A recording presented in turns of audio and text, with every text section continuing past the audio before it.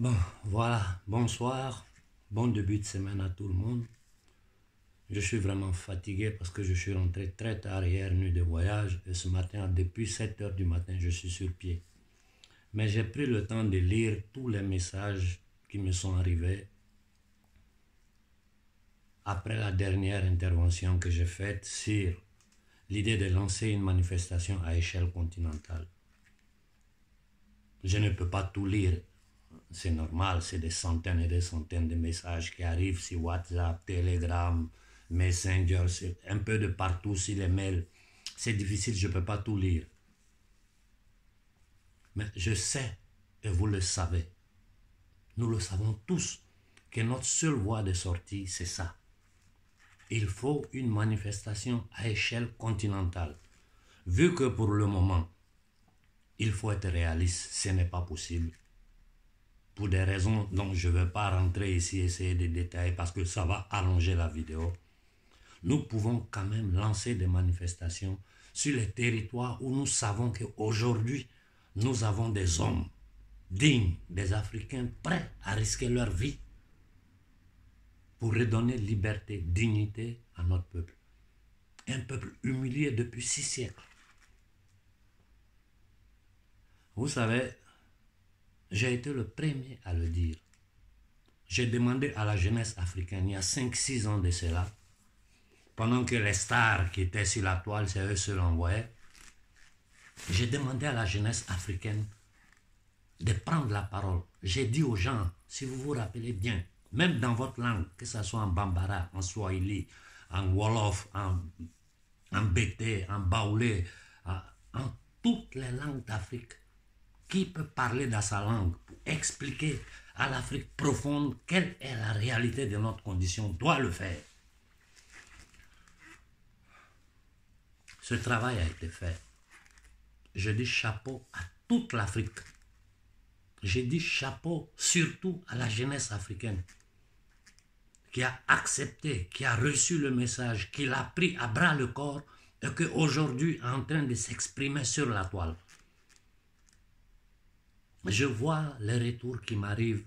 Je vous jure, il y a 5 ans de cela, j'étais dans le désespoir. Je vous jure, hein, j'étais dans le désespoir, dans la dépression, parce que je me disais, mais comment est-ce possible qu'un peuple peut être aussi inconscient, indifférent à son propre sort, en subissant cette humiliation séculaire? Depuis l'arrivée des Occidentaux en Afrique, on n'a plus jamais eu la paix. Bon, ça, ce n'est pas le cas spécifique des Occidentaux. Nous, les Africains encore, nous avons réussi, je dis bien, nous avons réussi à survivre à tous les génocides qu'ils ont fait en Afrique. Parce qu'on peut vous faire la liste des génocides. Hein? On sait tout. Tout est documenté. Après tous les coups d'État, après toute la violence que notre peuple a reçue, nous sommes encore là. Et nous sommes plus d'1 milliard. Aux Amériques, ils ont exterminé les Amérindiens. Ils sont devenus des spécimens rares qui sont parqués dans des réserves. En Australie, ils ont fait le même travail. Les aborigènes exterminés. En Nouvelle-Zélande, les Maoris, ils les ont exterminés.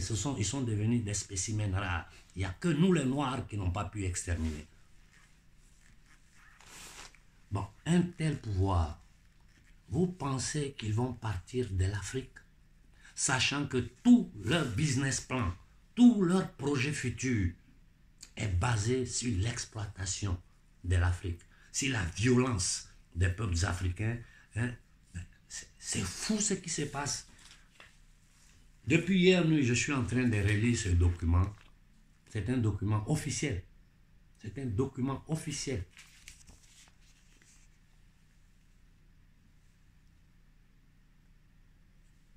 Donc, personne ne peut dire que ce que je dis ici, ça, 22 octobre 2022, Maison Blanche.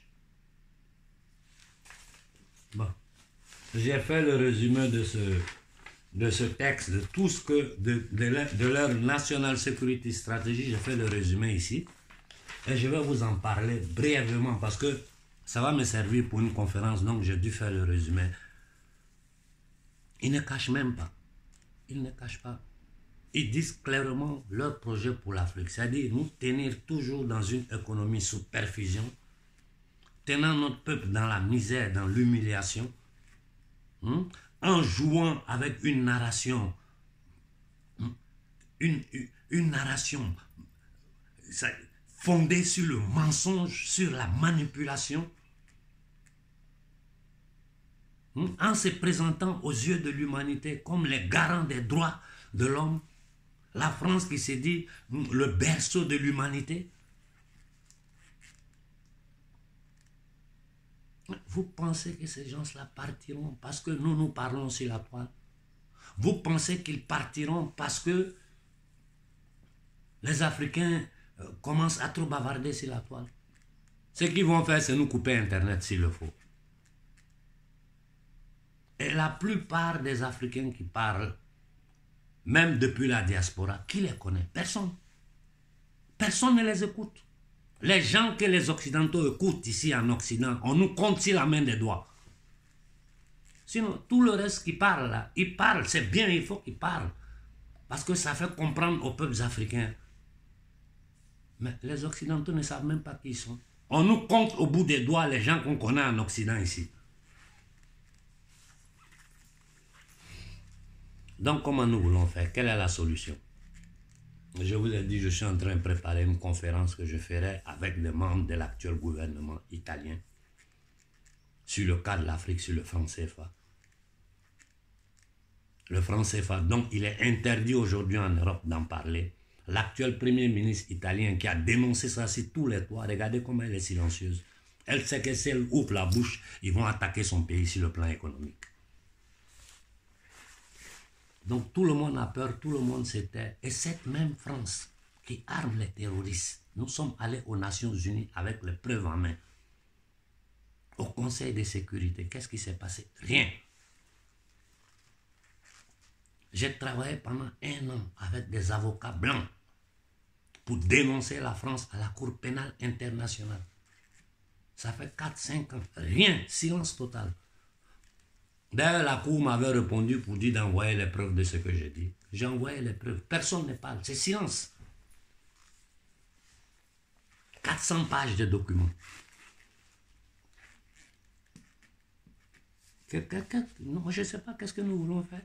Regardons l'histoire. Si nous regardons seulement l'histoire,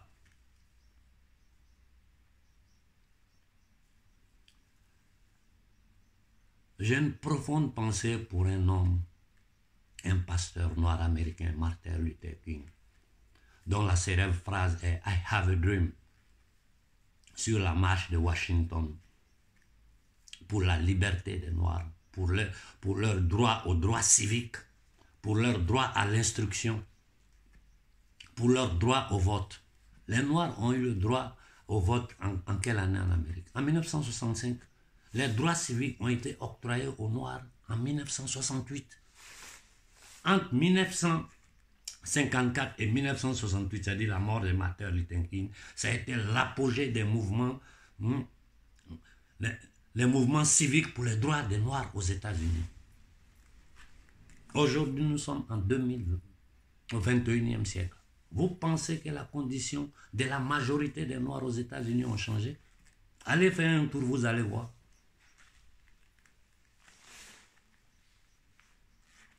Les Américains eux-mêmes, ils ne savent rien de leur propre pays.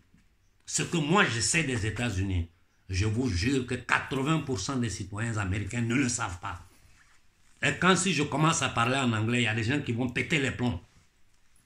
L'Italie où je vis, il y a un dernier bouquin qui vient de sortir d'un journaliste avec qui je suis en contact. D'ailleurs, le second tome va sortir. Dans le premier tome, il m'a cité, dans les discussions en service secret, il a cité mon nom, où un agent a dit tout ce que Konaré est en train de raconter est vrai. Le bouquin, vous pouvez l'acheter, le lire pour ceux qui sont en Italie.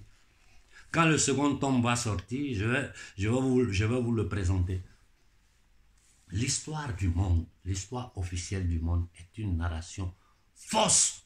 La vérité la vérité de l'histoire du monde, si on veut partir de la Rome antique pour ne pas aller trop en arrière jusqu'à aujourd'hui, est faite de violences, de mensonges. Ils ont utilisé tous les moyens, imprimissent la religion, les divisions ethniques. Ils ont commencé en Europe ici, les divisions ethniques. N'oubliez pas, hein, si vous n'êtes pas informé sur ce qui s'est passé en Yougoslavie, en Serbie, informez-vous un peu. Les années 90, il n'y a pas longtemps, ce que les États-Unis ont fabriqué en Yougoslavie pour créer toute cette situation qu'il y a dans les Balkans en Europe de l'Est aujourd'hui. Je vous ai dit, cette histoire-là, on ne peut pas la comprendre si on n'étudie pas profondément, je dis bien profondément, la vraie histoire de l'humanité.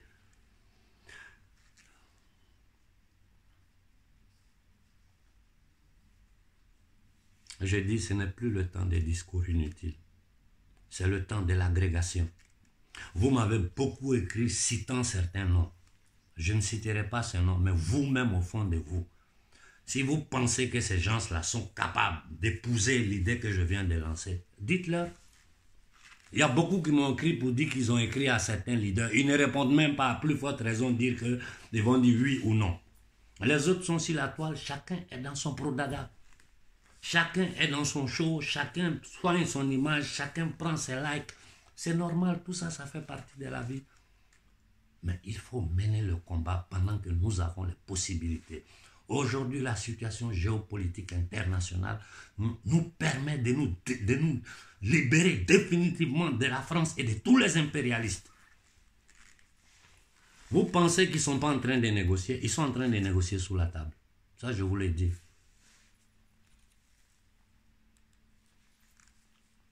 Alors?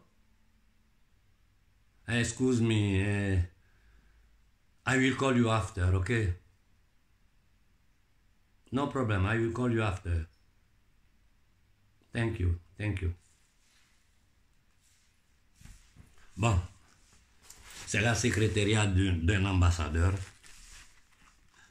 Donc, vous voyez, aujourd'hui, des hommes africains dignes, en privé m'écrivent, ils me donnent, ils me font des propositions, des très belles propositions.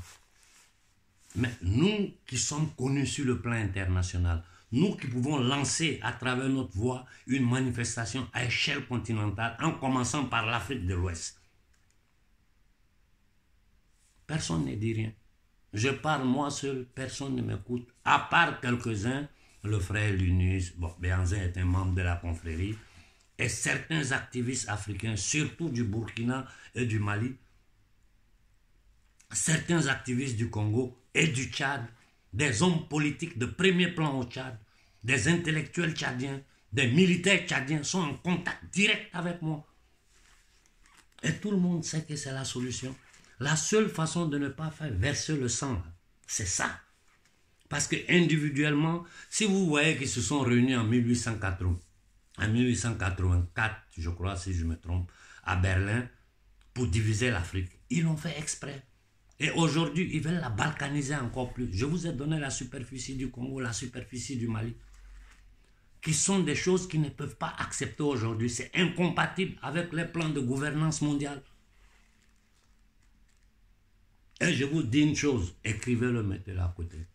Si nous ne défendons pas Koïta et Ibrahim Traoré, ils vont les éliminer. Ils vont les éliminer. Mais je parle à un peuple sans mémoire ou quoi? Moi, encore aujourd'hui, je me rappelle, j'étais au lycée de Bassam à l'époque. Quand la mort de Sankara est tombée, juste quelques années avant que je quitte l'Afrique. Je sens encore en moi l'émotion que j'avais. J'étais jeune, je n'avais pas toutes les connaissances que j'ai aujourd'hui. Mais je savais déjà, j'avais déjà compris qu'il y a quelque chose qui n'allait pas dans ce système-là. Parce que je ne comprends pas comment notre peuple peut être aussi misérable par rapport à tous les autres peuples du monde. Je n'arrivais pas à le comprendre, mais je l'ai compris quand j'ai foulé le sol européen la première fois. Quand je suis descendu en Europe, j'ai commencé à voyager dans l'Europe. Je me suis dit, je sais, aujourd'hui je sais pourquoi nous souffrons. Ça fait 30 ans.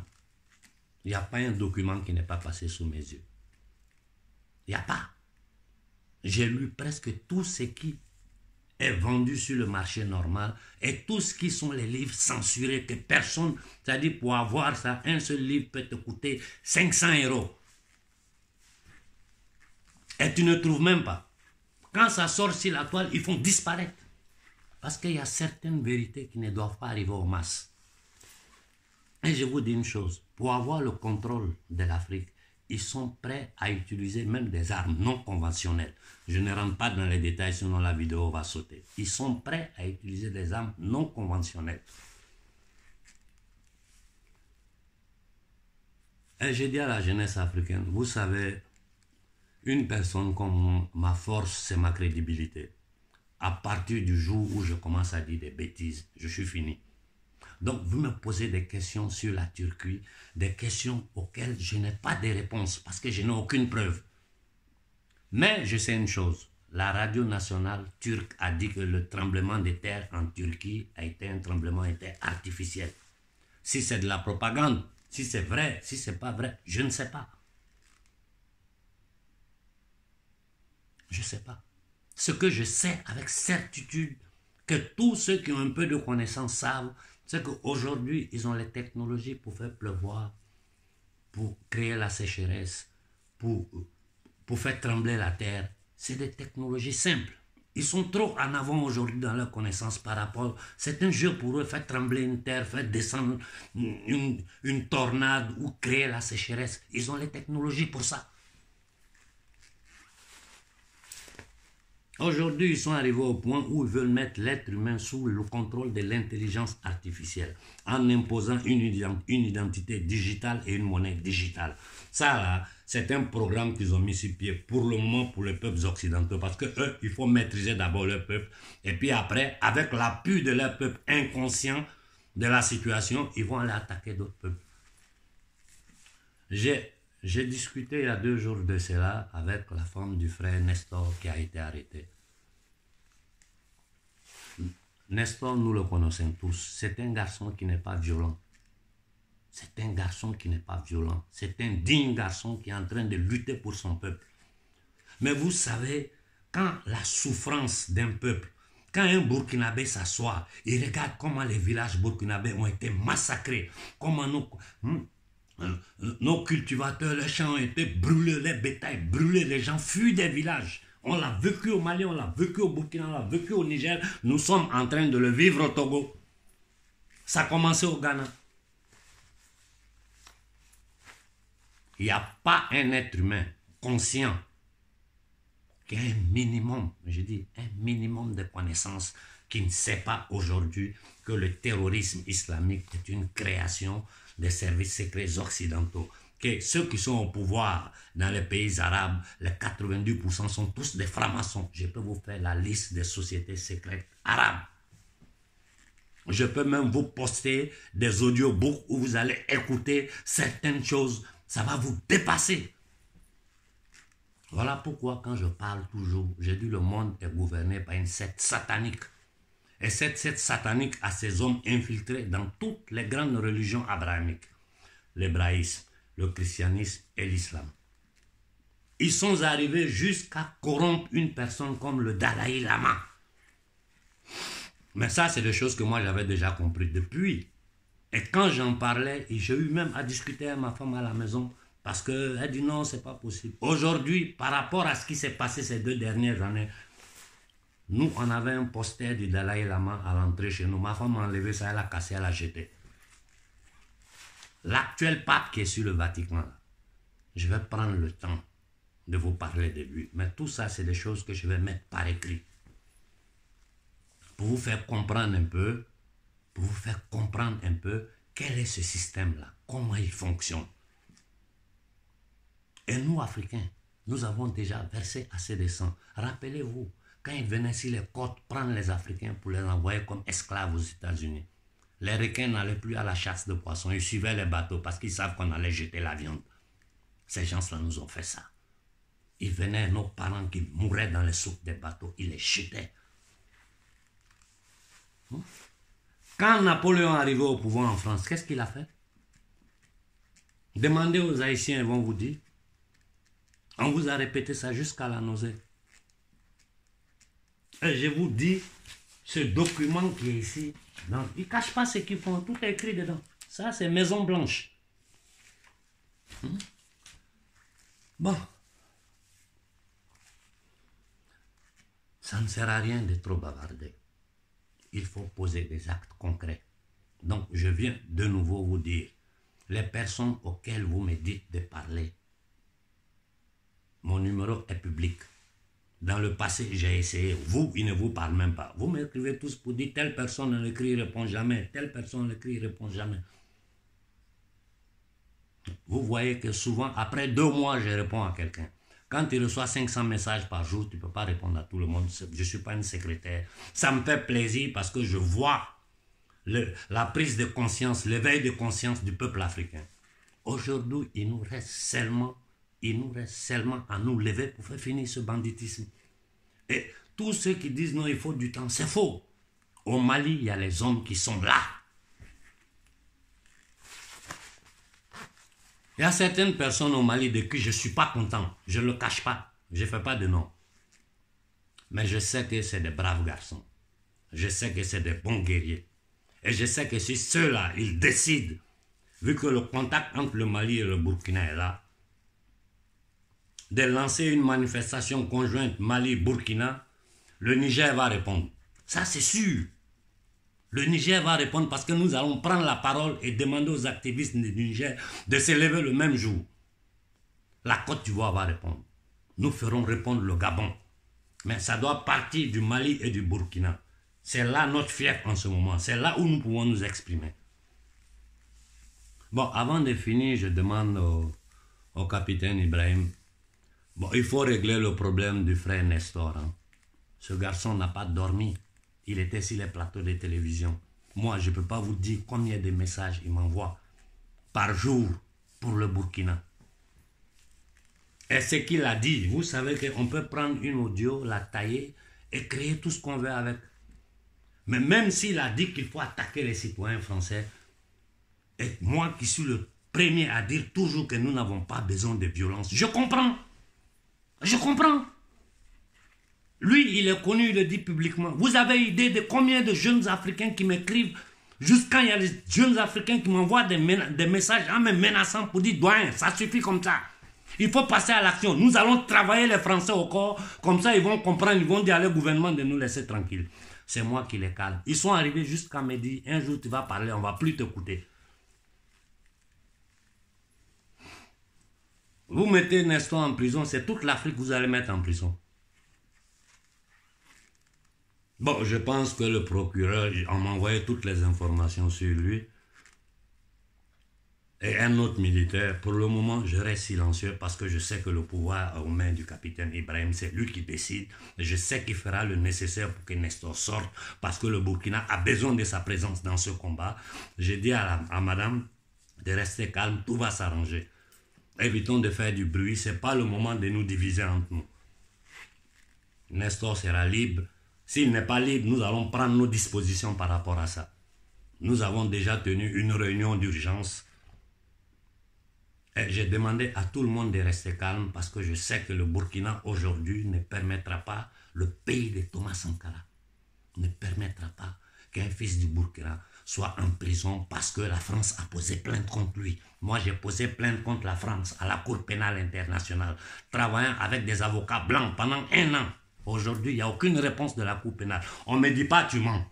On ne me répond pas. Tout ce que moi j'ai dit sur la toile, personne ne peut jamais venir me dire que tu mens. Tout est ici. Je ne crée rien, je n'invente rien. Je ne fais qu'étudier et mettre à la disposition de la jeunesse africaine les réalités de ce monde. Comme je vous ai dit, j'écrirai un livre. Mais ma priorité, ce n'est pas le livre. Ma priorité, c'est sauver l'Afrique en ce moment. Ce que je vais écrire sera une mémoire. C'est-à-dire, c'est un témoignage que je vais laisser pour les prochaines générations.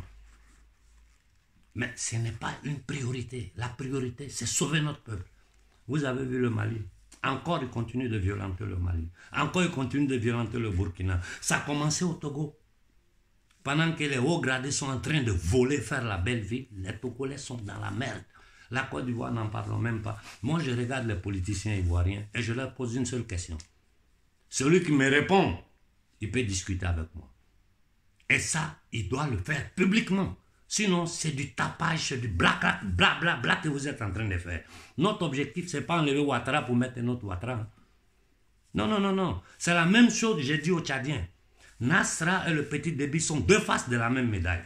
Et tout ce que vous racontez sur la fédération Mali, Burkina, Guinée, mais nous, c'est notre rêve. C'est notre rêve. Et nous devons faire toutes les pressions possibles sur Doumbia pour que ce truc-là puisse se réaliser. Mais je vous dis sincèrement, ça ne va pas plaire aux gens parce que quand la vérité, là, on dit ça rougit les yeux, mais ça ne les casse pas. Mais celui qui ose dire la vérité, il est toujours détesté. Doumbia, c'est un mercenaire. Si vous êtes sincère, vous-même, vous savez, quelqu'un qui vient de la Légion étrangère. La France a toujours utilisé la Légion étrangère pour massacrer les Africains. Doumbia, qui l'a fait venir en Guinée? Comment ce coup d'État a été organisé? Nous le savons. Ce que Doumbia est en train de faire en Guinée, nous le savons. Donc, si vous voulez mentir aux Africains, mentez-leur. Mais ne leur faites pas croire que Doumbia est en train de faire quelque chose pour l'Afrique. C'est pas vrai.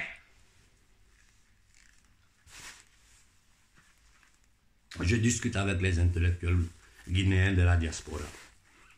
Je discute avec des Guinéens sur le territoire. Et je vous ai dit, voilà pourquoi quand nous parlons d'histoire, d'ethnie, de trucs, moi souvent ça me fait rire. Une personne dans moi, mes conditions, comment il va faire? De quel côté il va se mettre? Une partie de ma famille est ivoirienne. Je suis né, j'ai grandi en Côte d'Ivoire jusqu'à ce que je vienne en Europe. Une partie de ma famille est malienne. Bambara, Konaré, qui est malien, c'est quelle famille c'est? Je suis un descendant direct de Soundiata Keïta. Une partie de ma famille est de Tombouctou. Ma grand-mère maternelle. Donc j'ai visité Tombouctou, Gao, toute cette zone, j'ai fait toute cette zone.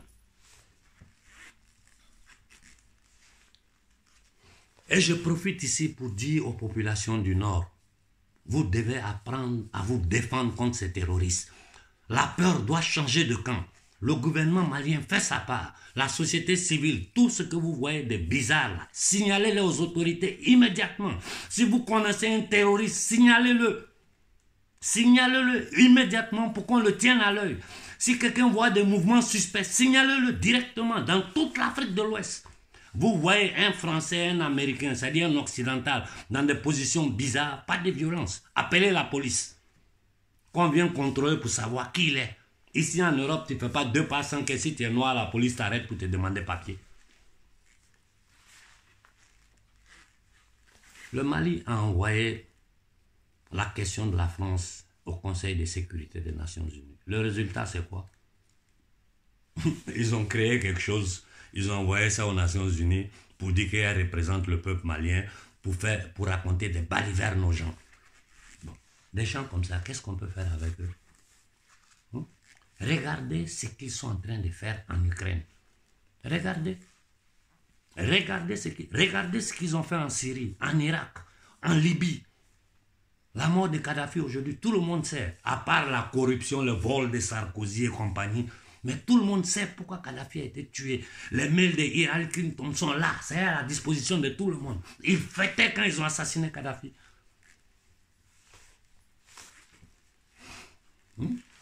Qu'est-ce que la Libye est devenue aujourd'hui? La déstabilisation de la Libye programmée a créé la situation que nous avons en Afrique. Tout ça a été calculé.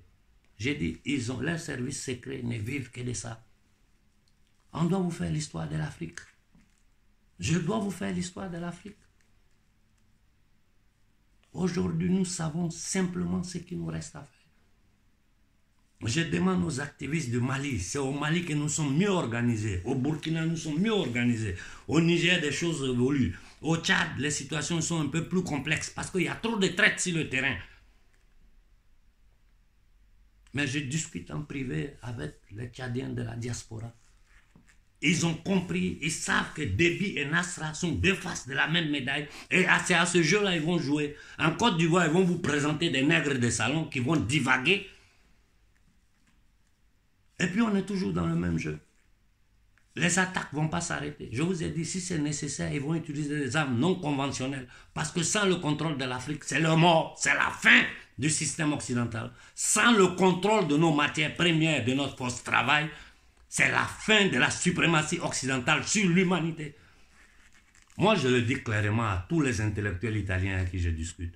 Je dis, il n'y a que l'Afrique qui peut vous libérer. Parce que si l'Afrique se libère de ce pouvoir satanique-là, Ce pouvoir-là perd sa puissance. Elle va tomber même ici en Occident.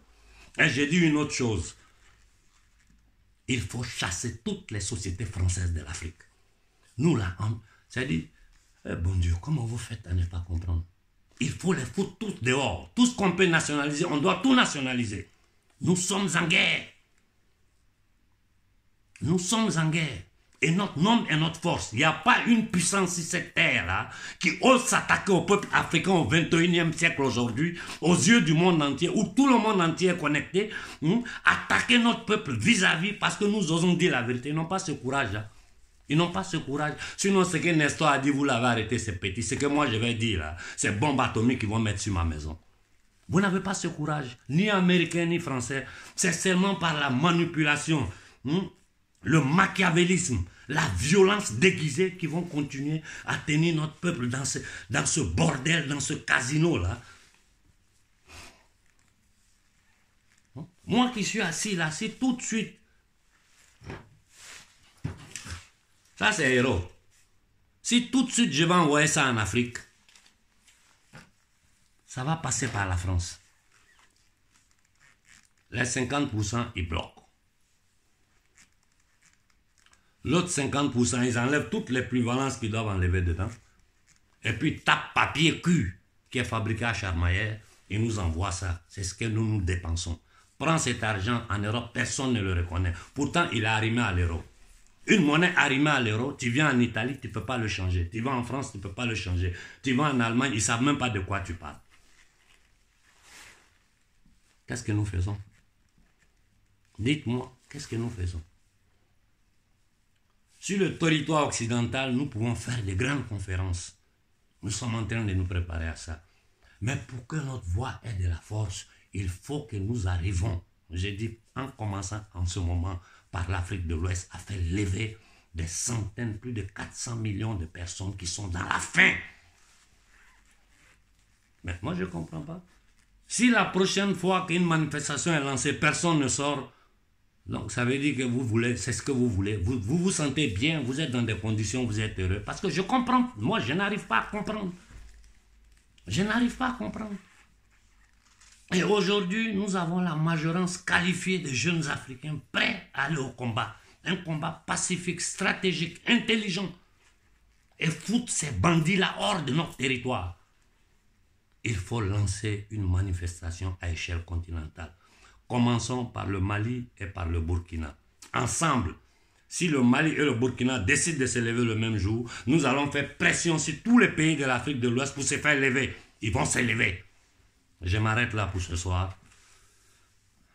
Il faut que nous protégeons nos dirigeants. Il faut protéger le colonel Koïta, les 5 militaires du Mali, le gouvernement malien. Il faut protéger le ministre Choguel. Il faut protéger Ibrahim Traoré et tous les gens autour de lui. Et j'ai dit à Ibrahim Traoré, tout ce qui peut déranger ton pouvoir, nettoie, nettoie, nettoie. Il ne faut pas hésiter. Si tu hésites, tu finiras comme Sankara. Ne commettez pas les erreurs que Dadis Camara, le petit en Guinée, a commis. Vous pensez que Sankara ne savait pas qu'ils allaient le tuer? Il savait qu'il avait été trahi. Le procureur qui arrête Nestor, là, pourquoi vous n'allez pas arrêter Blaise? Mais vous-même, regardez, Blaise Compaoré se balade, il est libre. Après tous les crimes qu'il a commis en Afrique.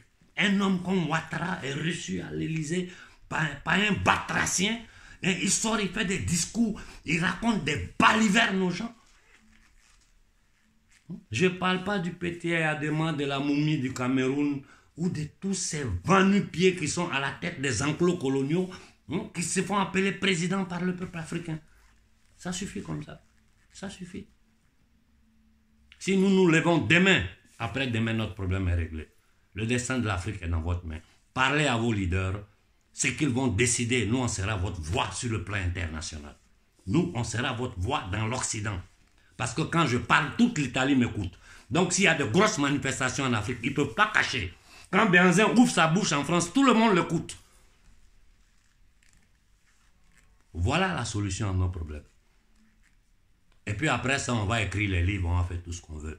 Mais il faut que nous arrivions à faire lever tout le peuple africain en partant de l'Afrique de l'Ouest en ce moment. Et j'ai dit à nos frères d'Afrique du Nord, commencez à vous préparer. Parce que vous êtes trop assis, vous êtes en inertie. Vous savez qui sont vos dirigeants. Quand des gangsters à la tête de l'Arabie Saoudite sont considérés comme musulmans, ça veut dire que moi je suis un prophète. C'est des bandits qui sont à la tête de l'Arabie Saoudite. Comment les anglo-saxons ont fait pour les mettre au pouvoir? Comment ils ont fait pour créer ces États? Tout est écrit dans les livres ici. Moi, je n'invente rien. Tout ce que j'ai dit, ça est ici. Et tout le monde sait. Depuis que je parle, personne ne peut me dire tu mens.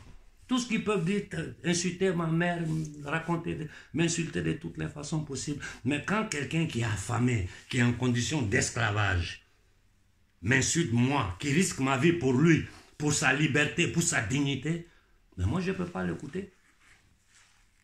Ça me fait seulement pitié. Je prouve de la compassion pour eux. Ça, c'est la caverne de Platon. Donc voilà, on a une seule direction à prendre. À tous les leaders, je ne parle pas, parce que faire une vidéo ne fait pas de toi un leader. Faire une vidéo ne signifie pas que tu connais le système. Non, c'est pas ça. Il ne faut pas que les gens jouent avec votre cerveau. Un leader, c'est quelqu'un qui est capable, je dis bien, qui est capable de guider un peuple, sans peur, au détriment de sa propre vie, quel que soit le prix à payer. Et ce combat doit être collectif, il ne doit pas avoir un leader. Mais beaucoup de leaders en Afrique, c'est 31 millions de kilomètres carrés. Quand un tombe, on le remplace. Quand on tape un là, nous on rend le coup. Aujourd'hui, ils peuvent nous tuer par empoisonnement.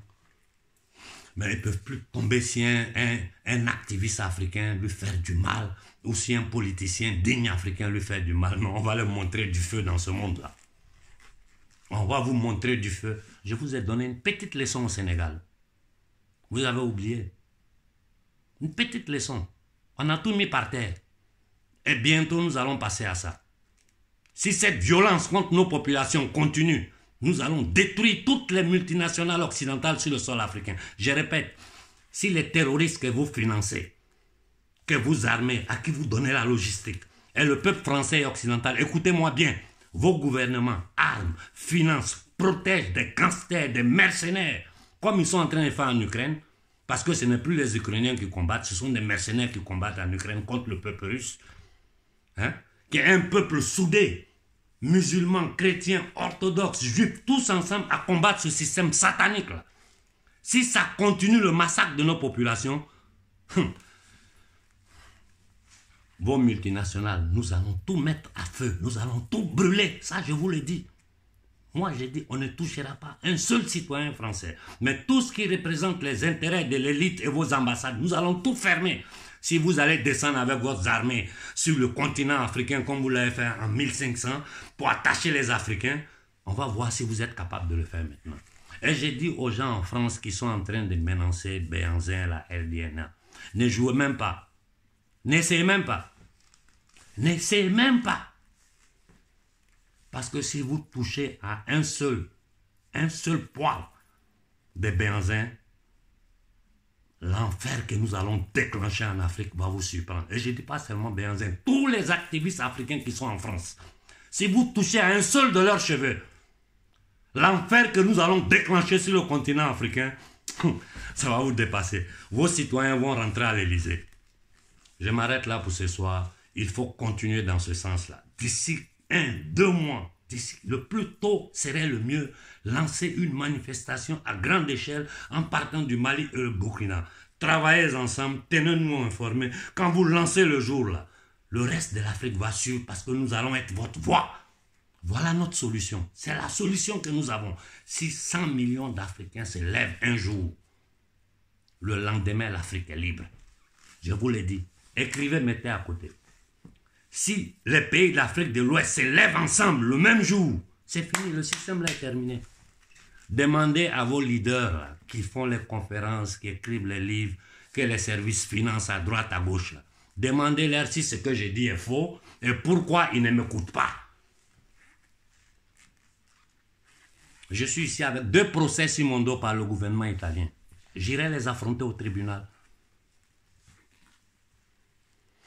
Pourquoi j'ai fait tout ça?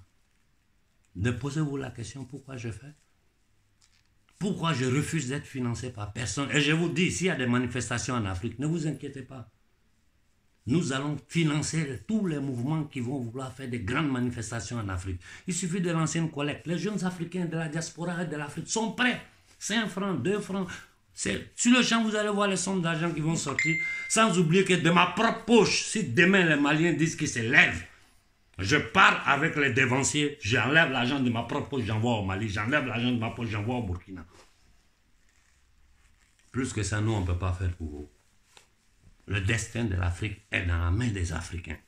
Le destin de l'Afrique est dans la main de ceux qui se croient leaders des populations africaines. Je m'arrête là, je n'ajoute rien là-dessus. Bonne soirée à tout le monde, bon début de semaine. Il faut rester fort devant l'adversité. Surtout au Sénégal, faites très attention, ouvrez les yeux. Ouvrez les yeux et que Macky Sall et sa bande de voyous sachent que ni Sagna, ni Sonko, si vous touchez un d'entre eux, toi et ta famille, vous allez le regretter, Macky Sall. Aux politiciens ivoiriens, je vous ai dit ce que nous attendons de vous. Jusqu'à présent, je n'ai rien entendu. Celui qui a osé, il était une fois, Gbagbo Laurent a parlé, on sait où il est fini à la cour pénale. Pendant qu'il se préparait à faire sortir le MIR. Voilà pourquoi ils ont attaqué la Côte d'Ivoire. Parce que si la Côte d'Ivoire sortait du franc CFA, le franc CFA était mort. Si le Mali et le Burkina sortent du franc CFA, c'est terminé. CEDEAO, tout ça, c'est terminé. C'est de baisser à une banque africaine. Pouh, Ouattara, tu n'as pas honte, mercenaire. Une banque qui est gouvernée par la France, l'unité africaine qui finance, ce sont eux. Nous, notre propre unité est financée par l'Occident. Mais comment nous faisons pour accepter ces choses? Ceux qui se disent politiciens intellectuels là, mais vous avez étudié où? Vous n'êtes que des gangsters et rien d'autre. Bonne soirée à tout le monde.